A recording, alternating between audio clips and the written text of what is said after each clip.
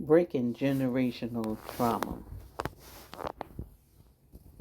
I remember growing up and feeling some kind of way that my parents didn't have a lot of money and things sometimes got a little tight. I know that my parents was not being mean to me. They just had to prioritize their basic bills. As kids, you have no understanding of that.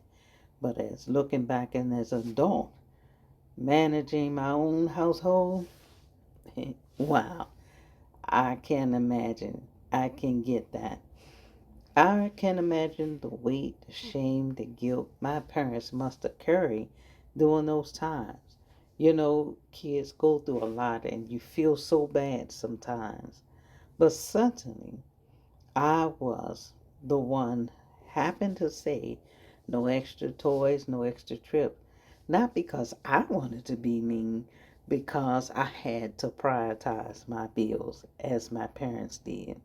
I caught myself feeling the exact same heavy guilt my parents must have felt.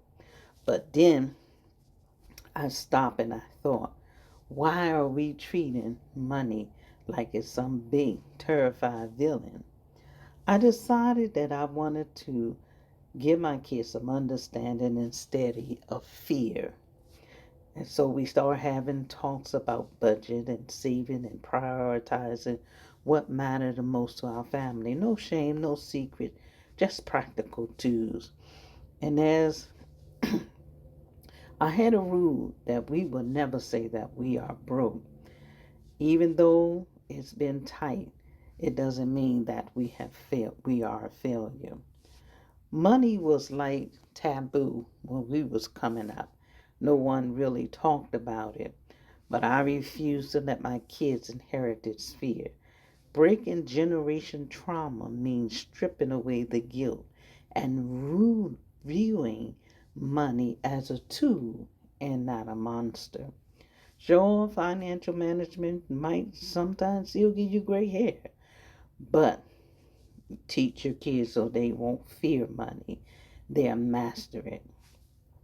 What's one financial lesson you're teaching to the next generation? Tell me in the comments.